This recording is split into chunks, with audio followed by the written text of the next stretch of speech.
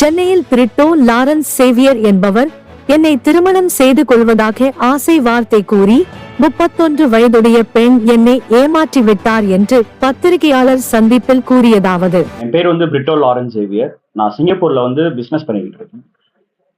எனக்கு கல்யாணம் ஆகி விவாகரத்து ஆயிடுச்சு. அப்ப விவாகரத்தான ஏன்னா கல்யாணம் ஆகி எனக்கு 1 மாசம் தான் நான் அந்த பொண்ணு கூட இருந்தேன். அதுக்கப்புறம் விவாகரத்து ஆயிடுச்சு. விவாகரத்து ஆகிட்டு நான் மறுபடியும் சிங்கப்பூருக்கு போயிட்டு சிங்கப்பூர்ல இந்த கல்யாணம் ஆகி விவாகரத்தானதுனால கொஞ்சம் மனநிலைமை கொஞ்சம் சரியில்லை. கொஞ்சம் அப்பப்ப கிளப்புக்கு போவேன். கிளப்புக்கு போறப்ப பிரீத்தின்றவங்க எனக்கு பழக்கம். அவங்க எனக்கு அவங்களே ஃபோன் பண்ணி பேசி இந்த மாதிரி வாங்க, எனக்கு சப்போர்ட் பண்ணுங்க அப்படின்னு சொல்றாங்க. ஆரம்பத்துல நான் அவங்களுக்கு ஃபுல்லா எதுவுமே குடி கொடுக்காம தான் போய்கிட்டு இருக்கேன். அதுக்கப்புறம் டெய்லியும் காலையில இருந்து நைட்டு வரைக்கும் விடாப்படியா ஃபோன் பண்ணி வாங்க வாங்கன்னு சொல்லி என்னை ஆசை வார்த்தை கூறி இந்த மாதிரி நான் லவ் பண்றேன் உங்களை, எனக்கு அவங்க ரொம்ப பிடிச்சிருக்குது, நான் கல்யாணம் பண்ணா உங்களை தான் பண்ணிக்குவேன், ஆனா என் வீட்டுல இருக்க குடும்ப கஷ்டத்தினாலையும் எனக்கு ஏற்கனவே ஒரு பாய் ஃப்ரெண்டு ரிக்சன் ஒருத்தன் இருந்தான், அவன் பண்ண டார்ச்சர்னாலையும் தான் நான் சிங்கப்பூருக்கு வந்தேன், இந்த வேலைக்கே நான் வந்தேன், என்னால இங்க இருக்க முடியல அப்படின்னு சொல்லி என்னை ரொம்ப வற்புறுத்தினாங்க. அதுக்கப்புறம் நான் என்ன பண்ணேனாக்க, அவங்க சொன்னாங்க இந்த மாதிரி கிளப்ல இருந்து என்னை வெளியே கூட்டு போங்க, இங்க என்னால இருக்கவே முடியாதுன்னு சொன்னனால நான் அவங்க வற்புறுத்துறதுனால கிளப் ஓனர்கிட்ட பேசி 80,000 வெள்ளி சிங்கப்பூர் காசு அந்த கிளப் ஓனர்கிட்ட கொடுத்து என் வீட்டுக்கு நான் கூட்டு போறேன். எவ்வளவு காசு? இந்தியன் ருபீஸ்க்கு 70 லட்சம் ரூபாய் கட்டுறேன். 70 லட்சம் ரூபாய் கட்டி நான் என் வீட்டுக்கு கூட்டு போறேன். சிங்கப்பூர்ல எனக்கு என் வீட்டுக்கு 4 மாசம் என் கூட இருந்தாங்க. 4 மாசம் இருக்கும்போது அவங்க என்ன சொல்றாங்கனாக்க, எங்க வீட்டுல நானு, அம்மா, தம்பி 3 பேர் தான். தம்பி வேலைக்கு போக மாட்டான், அவன் வீட்டுல சும்மா தான் இருக்கான். அப்பா இன்னொரு கல்யாணம் பண்ணி சின்ன வயசுலயே வேற இடத்துல போய் செட்டில் ஆயிட்டாரு. குடும்பத்தை நான் தான் பாக்குறேன், வீட்டுல ரொம்ப கஷ்டம், வருமானத்துக்கு எதுவுமே கிடையாது அப்படின்னு சொல்றாங்க. அப்ப அவங்க என்னன்னாக்கா, என் வீட்டுல இருக்கிறப்ப வீட்டு செலவுக்கு காசு வேணும்னு சொல்லி மாசம் எப்படியும் 5 லட்சம் ரூபாயில இருந்து 10 லட்சம் ரூபாய் என்கிட்ட வீடு கட்டிக்கிட்டு இருக்கேன், அந்த வீட்டை மட்டும் கட்டி முடிச்சிட்டேனாக்க நான் சிங்கப்பூர்லயே அவங்க கூட செட்டில் ஆயிருவேன் அப்படின்னு சொல்றாங்க. ஏன் சிங்கப்பூர்ல செட்டில் ஆகுறதுக்கு எதுக்கு நான் உனக்கு வீடு கட்டி கொடுக்கணும் அப்படின்றதுக்கு எனக்கு எங்க அம்மாவும் என் தம்பியும் மட்டும் தான், வேற யாருமே கிடையாது, அவங்க விட்டுட்டு வர முடியாதுன்றாங்க. அவங்க சொன்னதுனால, அவங்க வற்புறுத்தினால, சரி நம்ம கூட கல்யாணம் பண்ணிட்டு இருக்க போற பொண்ணு தானே, சிங்கப்பூர்ல தானே இருக்க போறாங்க, இங்க ஊர்ல தான் அவங்க அம்மா அவங்க தம்பியும் மட்டும் தானே, சரி அப்படின்ட்டு வீட்டுக்கு இடம் வாங்கி கொடுத்து வீடு கட்டி கொடுத்து, அது மட்டும் இல்லாம செலவுக்கு காசு கொடுத்து 2 காரு வாங்கி கொடுத்து கிட்டத்தட்ட 2.5 கோடியில இருந்து 3 கோடி ரூபாய் வரைக்கும் அவங்களுக்கு நான் செலவு பண்ணியிருக்கேன். 2022 ஆகஸ்ட் மாசத்துல இருந்து 2025 இந்த வருஷம் ஆகஸ்ட் மாசம் 12ஆம் தேதி வரைக்கும் அவங்களுக்கு அனுப்புன காசு, அவங்களுக்கு வாங்கி கொடுத்த பொருள், நகை மட்டுமே கிட்டத்தட்ட 80 பவுண்ட்ல இருந்து 120 பவுண்ட் நகை வாங்கி கொடுத்துருக்கேன். லக்ஸரி பேக்ஸ் வாங்கி கொடுத்துருக்கேன். எல்லாமே பிராண்டட். ஆனா இவங்க என்னன்னா, என் கூட இருக்கும் போதே பல நபர்களோட தொடர்பு வச்சிருந்திருக்காங்க. அது எனக்கு சுத்தமா தெரியல. எனக்கு ஃபுல்லா பணத்துக்காகவே யூஸ் பண்ணியிருக்காங்க. அது எனக்கு இப்ப ரீசெண்டா தான் தெரிய ஆரம்பிச்சிச்சு. அது மட்டும் இல்லாம கிளப் வாழ்க்கையே வேண்டாம், நீ கிளப்புக்கே போக கூடாதுன்னு சொல்லித்தான் அவங்க என்னை வெளியே இருந்து கிளப்ல இருந்து காசு கட்டி கூப்பிட்டு வந்தாங்க. ஆனா சிங்கப்பூர்ல அவங்களால 4 மாசம் இருந்தாங்க. அதுக்கப்புறம் விசா எக்ஸ்டென்ஷன் கிடைக்கல. இந்தியா வந்தாங்க. இந்தியா எந்த பையன் கூட என்கிட்ட பிரச்சனைன்னு சொன்னாங்களோ, அந்த பையன் கூடயே 2 மாசம் அவங்க என்கிட்ட சிங்கப்பூர்ல எப்படி இருந்தாங்களோ அதே மாதிரி இருந்துட்டு, அவங்க வீட்டுக்கு போய் அவங்க அம்மா அப்பா இவங்க வீட்டுக்கு பொண்ணு பார்த்து என்கேஜ்மெண்ட் வரைக்கும் போயிருக்கு. ஆனா எனக்கு தெரியாது. 2023 ஜனவரி மாசம் சிங்கப்பூர்ல இருந்து வந்தாங்க. ஏப்ரல் மாசம் அந்த பையன் 2ஆம் தேதி கனடா வேலைக்காக போறான். அவன் கூட ஏர்போர்ட் போனது இவங்க கூட போயிருக்காங்க. எனக்கு சுத்தமா இதெல்லாம் மறைச்சிட்டாங்க. ஏப்ரல் மாசம் இங்க இந்தியால இருந்து அந்த பையன் போன உடனே என்னைய ஃபோர்ஸ் பண்ணி மறுபடியும் விசா போட சொல்லிட்டு மே மாசம் சிங்கப்பூருக்கு வராங்க. சிங்கப்பூர் என் கூட மறுபடியும் 3 மாசம் இருக்காங்க. 3 மாசம் இருந்துட்டு டிக்கெட் நான் தான் போட்டேன், விசா எல்லாமே நான் தான் போட்டேன், ஆதாரம் எல்லாமே இருக்குது, விசா போட்டது, டிக்கெட் போட்டது எல்லாமே இருக்குது என்கிட்ட. ஆதாரங்கள் எல்லாமே, ப்ரூஃப் எவிடன்ஸ் எல்லாமே இருக்குது. அவங்களுக்கு பணம் அனுப்புனது, வீடு கட்டி கொடுத்தது, வீட்டுக்கான செலவு பார்த்தது, அவங்க அம்மாவுக்கு உடம்பு முடியலன்னு இது பண்ணது எல்லாமே எல்லாமே இருக்குது. ஸோ மே மாசம் 2023 மே மாசம் வராங்க. ஆகஸ்ட் வரைக்கும் இருக்கிறாங்க என் கூட, வீட்டுல இருக்கிறாங்க. அதுக்கப்புறம் விசா முடியுது, அங்க தங்க முடியல. மறுபடியும் நான் சொந்த காசுல டிக்கெட் போட்டு இந்தியா வராங்க. இந்தியா வந்துட்டு அந்த பையன் கூட தொடர்புல தான் இருந்திருக்காங்க. நான் அந்த பையன் கூட மட்டும் தான் தொடர்புல இருந்தாங்கன்னு பார்த்தாக்க, எனக்கு தெரியாம நான் சிங்கப்பூர்ல வேலையா இருக்கிறப்ப, இங்க எனக்கு சென்னையில அவங்க இருக்காங்களா, இல்ல எங்க இருக்காங்கன்னு எனக்கு தெரியாது. ஆனா என்கிட்ட பேசும்போதெல்லாம் சென்னையில தான் இருக்கேன், சென்னையில தான் இருக்கேன், சென்னையில தான் இருக்கேன்னு சொல்லுவாங்க. ஆனா ஆகஸ்ட் மாசம் வராங்க, செப்டம்பர் மாசம், அக்டோபர் மாசம் துபாய் போயிருக்காங்க கிளப்புக்கு. ஆனா என்கிட்ட சொல்லும் போதெல்லாம் நான் வந்து வீட்டுல தான் இருக்கேன், சென்னையில தான் இருக்கேன், ரிலேட்டிவ் வந்திருக்காங்க அப்படின்னு சொல்றாங்க. அதுக்கப்புறம் மறுபடியும் நான் சிங்கப்பூர்ல இருந்து ஜனவரி மாசம் 2024 இங்க வரேன். அவங்க தம்பி இறந்திருக்காங்கன்னு சொல்றாங்க, அதனால நான் வரேன். வர்றப்ப என்கிட்ட வந்து இந்த மாதிரி தம்பி இறந்துட்டான், செலவுக்கு நான் கடன் வாங்கிட்டேன், இது வாங்கி ரொம்ப பிரச்சனை ஆகி போச்சு அப்படின்னு சொல்றாங்க. அப்ப வந்து 15 லட்சம் ரூபாய் இந்த மாதிரி கடன் ஆகி போச்சு, தம்பி ஹாஸ்பிட்டல் செலவு அப்படி இப்படின்னு சொல்றாங்க. நான் இங்க வந்து அவங்க கையில 15 லட்சம் ரூபாய் காசு கொடுத்து அதுக்கான ப்ரூஃப் எல்லாமே என்கிட்ட இருக்குது. அதுக்கப்புறம் என்ன சொல்றாங்கன்னா, கல்யாணம் எப்ப பண்ணிக்கலான்ட்டு எங்க அம்மா கேக்குறாங்க. நான் கொடைக்கானல் அவங்களும் அவங்க ஃப்ரெண்டு பாமுனியும் வராங்க. என் வீட்டுக்கு வந்து எங்க அம்மாவை மீட் பண்றாங்க, என் தம்பியை மீட் பண்றாங்க. இந்த மாதிரி இப்பதான் என் தம்பி இறந்துட்டான், அதனால 1 வருஷம் முடிஞ்ச உடனே நீங்களே வீட்டுல வந்து பேசி கல்யாணம் பேசி முடிச்சிடலாம் ஆண்டி அப்படின்னு எங்க அம்மாவுக்கும் நம்பிக்கை கொடுத்து, என் தம்பிக்கும் நம்பிக்கை கொடுத்து, என் குடும்பம் எல்லாத்துக்குமே தெரியும் இவங்கள சொல்லிட்டு போறாங்க. கொடைக்கானலுக்கு மட்டும் நான் எப்ப சிங்கப்பூர்ல இருந்து இங்க வரணும், அவங்க ஃப்ரெண்டு பாமினி, பிரீத்தி இவங்க 2 பேருமே 3 டைம் வந்திருக்காங்க. அது மட்டும் இல்லாம இவங்களே தனியா வந்திருக்காங்க. அதுக்கான டிக்கெட் நான் தான் போட்டிருக்கேன். அதுக்கான எவிடன்ஸ் ப்ரூஃப் எல்லாமே என்கிட்ட இருக்குது. என் கூட பேசிட்டு இருக்கும் போதே அந்த பையன் ரிக்ஸ்ன்ற பையன் கனடால இருந்துட்டு இவங்க வீட்டுக்கு என்கேஜ்மெண்ட்டுக்கு போகும்போது என்ன பிரச்சனைன்னு தெரியல. அவன் வந்து அவங்களுக்கு இவங்களுக்கு என்ன பிரச்சனைன்னு தெரியல. இடையில வந்து அந்த பையன் வேற ஒரு பொண்ணு கூட கல்யாணம் பண்ணிட்டு போயிட்டா இந்த வருஷம் பிப்ரவரி மாசம். இந்த இடப்பட்ட நாள்ல துபாய்க்கு எனக்கு தெரியாம 6 டைம் போயிட்டு வந்திருக்காங்க. 6 டைம் போயிட்டு வந்ததுல பல நபர்களோட தொடர்பு வச்சிருந்திருக்காங்க. அது எல்லாமே எனக்கு இப்பதான் தெரிய வந்துச்சு. அதுக்கான ப்ரூஃப் எவிடன்ஸ் எல்லாமே இருக்குது. அது மட்டும் இல்லாம சென்னையில அவங்க இருந்துகிட்டே தப்பான தொழிலுக்கு போயிருக்காங்க. அதுக்கான ப்ரூஃபும் எவிடன்ஸும் எல்லாமே என்கிட்ட இருக்குது. இப்பதான் தெரியுது. இந்த மாதிரி கல்யாணம் பண்ணிக்கிறேன், காதலிக்கிறேன், கல்யாணம் பண்ணா உன்னைய தான் பண்ணிக்குவேன் அப்படின்னு சொல்லி என்கிட்ட அவங்க கிட்டத்தட்ட 3 கோடி ரூபாய் வரைக்கும் ஏமாந்துருக்காங்க. இவங்கள கிளப்ல இருந்து நான் கூட்டிட்டு வர்றதுக்காக கொடைக்கானல்ல நான்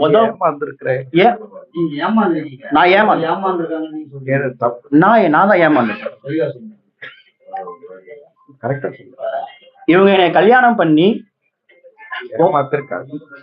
காதலிக்கிறேன், கல்யாணம் பண்ணிக்கிறேன்னு சொல்லி என்னை வந்து 3 கோடி ரூபாய் வரைக்கும் ஏமாத்திருக்காங்க. இதனால எனக்கு 4 வருஷம் லைஃப் போச்சு. லைஃப் மட்டும் கிடையாது, எங்க அம்மாட்ட வந்து நாம அங்க பண்ண பிசினஸ் எல்லாத்தையும் வேண்டாம், அவரை வந்து ஆபீஸை மட்டும் பார்க்க சொல்லுங்கன்னு சொல்லி என்னோட ரெஸ்டாரண்ட் எல்லாத்தையும் விற்க வச்சாங்க. அதனால எனக்கு வந்து பல கோடி ரூபாய் நஷ்டம். இதுக்கு முழுக்க காரணம் பிரீத்தின்றவங்க தான். அது மட்டும் இல்லாம நான் சிங்கப்பூர்ல இருந்து இந்தியா வந்தேன். மறுபடியும் நான் சிங்கப்பூருக்கு போகணும்னா என்னை கல்யாணம் பண்ணிட்டு தான் போகணும்னு சொல்லி எங்க அம்மாட்டையும் பேசி எங்க அம்மா மனசையும் மாத்தி என்னைய தேவையில்லாம 6ல இருந்து 8 மாசம் வரைக்கும் இங்கேயே உட்கார வச்சு இங்க இருக்கும் போதும் சரி என்கிட்ட வந்து அக்கௌண்ட்ல மட்டுமே இந்த 8 மாசத்துல 30 லட்சம் ரூபாயில இருந்து 80 லட்சம் ரூபாய் வரைக்கும் அக்கௌண்ட்ல டிரான்சாக்ஷன் பண்ணியிருக்கேன். என்னைய வந்து ஃபுல் அண்ட் ஃபுல் பணத்துக்காக மட்டுமே என்னைய வந்து யூஸ் பண்ணி என் 4 வருஷ வாழ்க்கையை கெடுத்து, என் வாழ்க்கையை மட்டும் கெடுத்தது இல்லாம என் குடும்பத்தையும் நடுத்தரு கொண்டு வந்துட்டாங்க. இவங்களை வந்து நான் வந்து கிளப்ல இருந்து கூட்டு வரும்போது 70 லட்ச ரூபா 80 லட்ச ரூபா வந்து சும்மா உடனே யாராலையும் கொடுக்க முடியாது. நான் கொடைக்கானல்ல முத வாங்கின ப்ராப்பர்ட்டிய வித்து அந்த காசை தான் அவங்களுக்கு கிளப்ல கொடுத்து அவங்க வெளியே கூட்டு வரேன். இது அவங்களுக்கும் நல்லா தெரியும். இது சார்ந்து நான் புகார் கொடுத்திருக்கேன், கமிஷன் ஆபீஸ்ல புகார் கொடுத்திருக்கேன். புகாரோட காப்பி தான் இருக்குது. அவங்க கமிஷனர் அம்மா என்ன சொன்னாங்கன்னா நடவடிக்கை எடுக்கிறேன் அப்படின்னு சொல்லியிருக்காங்க. இதுதான் அவங்க போட்டோ. இவங்கதான் பிரீத்தி. இது வந்து அவங்க வந்து அந்த பையன் கூட ஏப்ரல் 2ஆம் தேதி, ஜனவரி மாசம் ஏப்ரல் 2023ஆம் தேதி சிங்கப்பூர்ல என் கூட இருந்துட்டு வந்தாங்க. அதுக்கப்புறம் ஏப்ரல் 2ஆம் தேதி அவங்க கூட ஏர்போர்ட் போன இது அந்த வீடியோஸ் எல்லாமே என்கிட்ட இருக்குது. இது வந்து அவங்க வந்து அந்த கிளப்புக்கு போன இது சாய் சக்தி, இது வந்து அவங்க கிளப்புக்கு போன ப்ரூஃப் எவிடன்ஸ் எல்லாமே, அந்த கிளப் ஏஜென்ட்ட பேசினது எல்லாமே. இது வந்து நான் அவங்க வீட்டு ஹெல்ப் பண்ணது, வீடு கட்டி கொடுத்தது, வீடு கட்டி கொடுத்ததுக்கான சாட்சிகள், ப்ரூஃப், எவிடன்ஸ் எல்லாமே இருக்குது. இவங்க வந்து அவங்க ஃப்ரெண்டு பேரு பாமினி. இவங்களும் இவங்க பண்ற தப்புக்கு எல்லாமே இவங்களும் உடந்த. இவங்க தான் எனக்கு போன் பண்ணி இந்த மாதிரி பிரீத்தி வீட்டுல பிரச்சனை. பிரீத்தி இவங்களும் சென்னை தான். இவங்க சென்னையில வந்து பிரீத்தி, கீர்த்தின்னு ஒரு பொண்ணு, அப்புறம் இந்த பொண்ணு பேரு பாமினி. இவங்க 3 பேரும் சேர்ந்துதான் என் பணத்தை வாங்கி வாங்கி வாங்கி நல்லா ஒரு வசதியான வாழ்க்கைக்காக என்னைய வந்து யூஸ் பண்ணிக்கிட்டாங்க. அவங்க எதுவுமே சொல்லவே இல்லை. எனக்கு வந்து நான் கேட்டதுக்கு என் நம்பரை பிளாக் பண்ணிட்டாங்க. நான் வீட்டுக்கு போனதுக்கு நான் உன்னை போலீஸ்ல கம்ப்ளைண்ட் பண்ண போறேன், இது பண்றேன் அது பண்றேன்னு ஆளுங்களை வச்சு மிரட்டுறாங்க என்னைய. அதனால வேற வழி எனக்கு என்ன பண்றது ஏது பண்றதுன்னு தெரியாம நான் கமிஷன் ஆபீஸ்ல போய் கம்ப்ளைண்ட் கொடுத்துட்டு இப்ப நீதி கேட்டு வந்து நிக்கிறேன். எவ்வளவு நாளா பழக்கம்? எனக்கு 2022 ஆகஸ்ட் மாசத்துல இருந்து 2025 இப்போ நடந்து முடிஞ்ச ஆகஸ்ட் மாசம் 17ஆம் தேதி வரைக்கும் பழக்கம். 4 வருஷம் பழக்கம். ஏன் முறையா அவங்களை நீங்க மேரேஜ் பண்ணல? அவங்க என்ன சொன்னாங்கன்னாக்கா, வீட்டு எனக்கு ரொம்ப கஷ்டம், எங்க வீட்டுல வந்து என் குடும்பத்தை வந்து செட்டில் பண்ணிட்டு நான் கல்யாணம் பண்ணிக்கிறேன். 4 வருஷமா நீங்க தான் அவங்க ஃபேமிலிக்கு உண்டான எல்லா இதுவுமே பண்ணிட்டீங்களா? அப்புறம் பண்ண வேண்டியதான கல்யாணம்? அவங்க தான் சொல்றாங்க, கல்யாண பேச்சை எடுத்தாலே தள்ளி தள்ளி தள்ளி ஏதாச்சும் ஒரு காரணம் சொல்லி இந்த பிரச்சனை இருக்கு அந்த பிரச்சனை இருக்குன்னு சொல்லி ஃபுல்லா தள்ளி போட்டுக்கிட்டே இருக்காங்க. எங்க அப்பா வந்து வீட்டுல வந்து பிரச்சனை பண்ணுவாரு, கொஞ்சம் வெயிட் பண்ணுங்க, நீங்க கிறிஸ்டின்னு, வீட்டுல வந்து என்னை வந்து ஒத்துக்க மாட்டாங்க, கொஞ்சம் டைம் கொடுங்க, அது நான் வீட்டுல பேசி எப்படியாச்சும் இது பண்றேன்னு சொன்னாங்க. 2023 டிசம்பர் மாசம் அவன் தம்பி இறக்குறாங்க. இறந்தவுடனே என்ன சொல்றாங்கன்னா, தம்பிக்கு 1 வருஷம் காரியம் முடிஞ்ச உடனே கல்யாணம் பண்ணிக்கிறேன்னு சொல்றாங்க.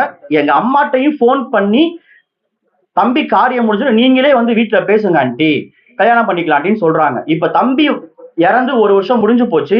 பிப்ரவரி மாசம் எங்க அம்மா போன் பண்ணி கேக்குறாங்க, என்ன அம்மா 1 வருஷம் முடிஞ்சு போச்சு, ஏன்னா வீட்டுல வந்து கேட்கலாமா அப்படின்னு.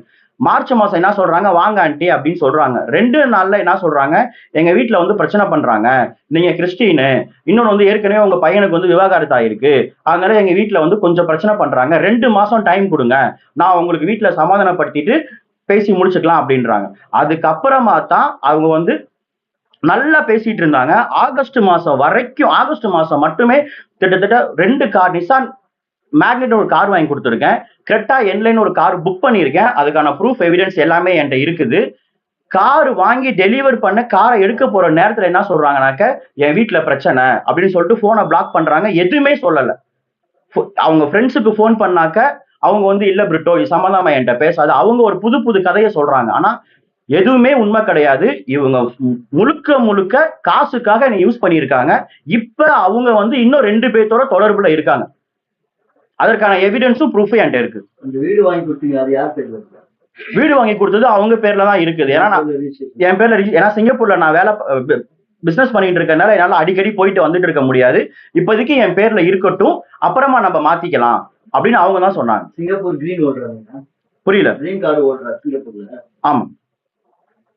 சென்னையில பிறந்து வந்ததுன்னு சென்னை. பிறந்து வளர்ந்து படிச்சது எல்லாமே கொடைக்கானல். சிங்கப்பூர்ல போய் பிசினஸ் பண்ணி செட்டில். கிளப்ல தான் பழக்கமா வராங்க. ஆமா.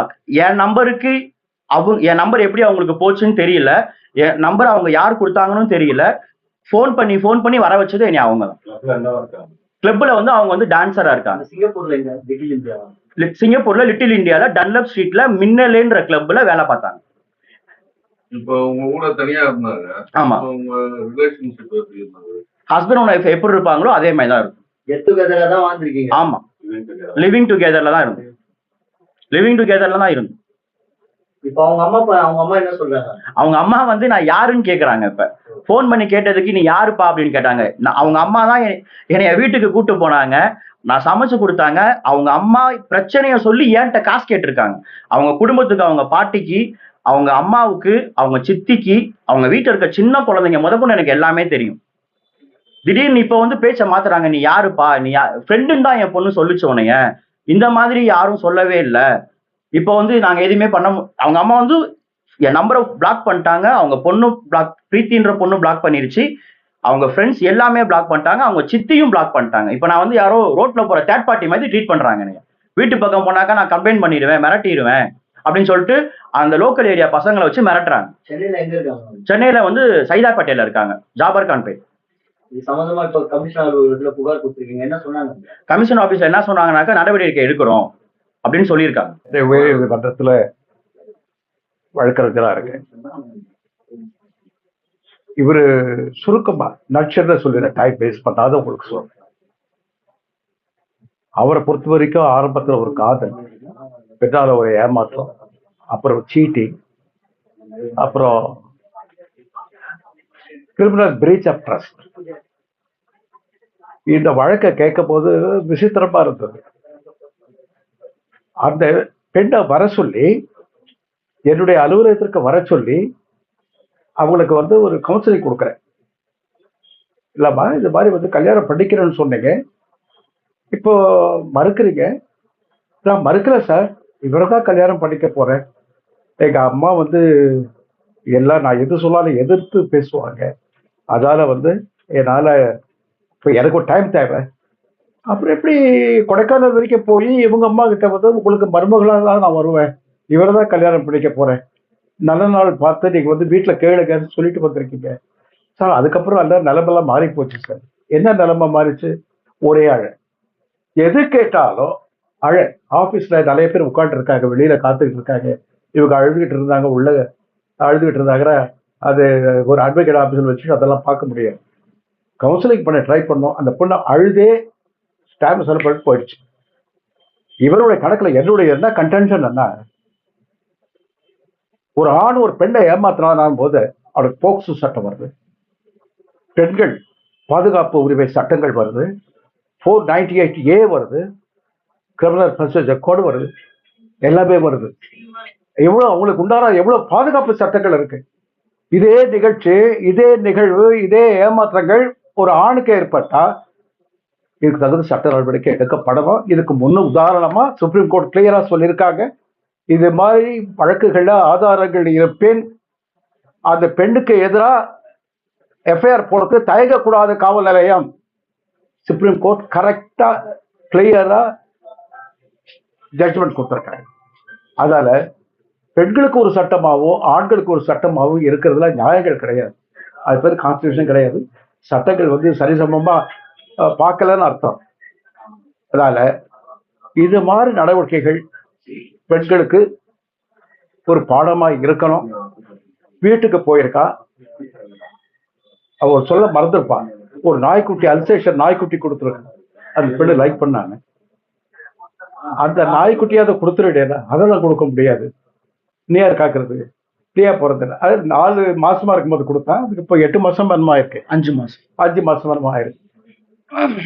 அப்போ சென்டிமெண்டான ஒரு டாகை பிரசன்ட் பண்ண கிஃப்டா வாங்கின உனக்கு அந்த நாயை பிரிய முடிச்சலன்னா 4 வருஷம் இவன் நாயா உன்னை பின்னால் அலைய விட்டு காசு பணம் என்ன ஒரு பேக்ரவுண்ட கிடையாது. அந்த பெண்ணுக்கு என்ன வேலை செய்யற ஒண்ணு கிடையாது. உங்க அப்பா என்ன வேலை செய்யறாரு கிடையாது. அப்பா பாதுகாக்கிற பணம் கிணம் அனுப்புறாரா அதுவும் கிடையாது. வேற எதனா வருமானம் இருக்கா எதுவும் கிடையாது. இவன் ஒரு மாதிரி இது ஒரு ஆள் மாதிரி வச்சுக்கிட்டு பின்னடியிலே ஆட்களை வச்சுக்கிட்டு பணத்தை சம்பாதிக்கணும், லேவிஷா இருக்கணும் அப்படின்றது எண்ணங்கள் மட்டும் இல்லையா. அதுக்கு காதலை நீங்க பயன்படுத்த வேண்டிய அவசியம் இல்லையே. இப்ப பணத்தை விடுங்க, ஒரு பணம் கேட்கிறாரு போறாரு வராருதான் அடுத்த கட்டங்கள். ஒரு மனித சென்டிமெண்டா ஒரு காதல் என்ற ஒரு கருவியை பயன்படுத்தி பெண்கள் இதை யூஸ் பண்றது இப்ப சர்வசாதாரணம் ஆயிடுச்சு. இதுக்கு ஒரு முற்றுப்புள்ளி வைக்கலன்னா, அப்பெல்லாம் பெண்கள் என்ன கஷ்டப்பட்டாங்களோ அதெல்லாம் இப்ப ஆண்கள் கஷ்டப்படக்கூடிய நிலைமைகள் இன்னைக்கு நிலவரம் அதான். நிறைய ஆண்கள் வெளியே சொல்றது இல்லை, பயன்படுத்திக்கிறது, பண விஷயத்துல நிறைய யூஸ் பண்ணிக்கிறது, லேவிஷா நான் வந்து இங்க பிராண்டட் ஐட்டம் தான் யூஸ் பண்ணுவேன்னு சொல்றது, அங்க வீட்டுக்கு போனா ஒன்றும் இல்லை. சரி, இது ஒரு பாடமா அமையணும், சமுதாயத்துல ஒரு லெசன் மெசேஜ் போகணுன்றதுக்காக இந்த கம்ப்ளைண்ட்டை கொடுத்தது. கமிஷனர் கேட்டாங்க, டிசி கேட்டாங்க, ஏசி கேட்டாங்க. இது வந்து பொதுவாக வந்து எடுக்க மாட்டோம், இதுல நிறைய ஜெனுவினிட்டி ரெக்கார்டுக்கெல்லாம் நிறைய எவிடன்ஸ் இருக்கு. ஸோ அது விருகம்பாக்கம் போலீஸ் ஸ்டேஷன்ல கிரைம்ல நாங்கள் கொடுக்குறோம். விருகம்பாக்கம் போலீஸ் ஸ்டேஷன் என்கொயரி பண்ணுவாங்க, நீங்க போங்க கூப்பிடுவாங்கன்னு சொல்லியிருக்காங்க. எஃப்ஐஆர் போட்டதுக்கு அப்புறம் உங்களுக்கு நாங்கள் இன்டர்வியூ கொடுக்கறது சரியா வராது, அது நல்லாவும் இருக்காது. எஃப்ஐஆர் போட்டு சட்டம் வந்தது உள்ள வந்ததுக்கு அப்புறம் நாங்கள் இன்டர்வியூ உங்களுக்கு நாங்கள் சொல்றது நல்லா இருக்காது. அதுக்கு முன்னாடி இவன் குறைகளை சொல்லணும், ஒரு மெசேஜா போகணும், ஊடகங்கள்ல போகணும் நினைச்சதால்தான் இன்னைக்கு இந்த interview is attending this interview for the purpose of social information, social justice. That's all.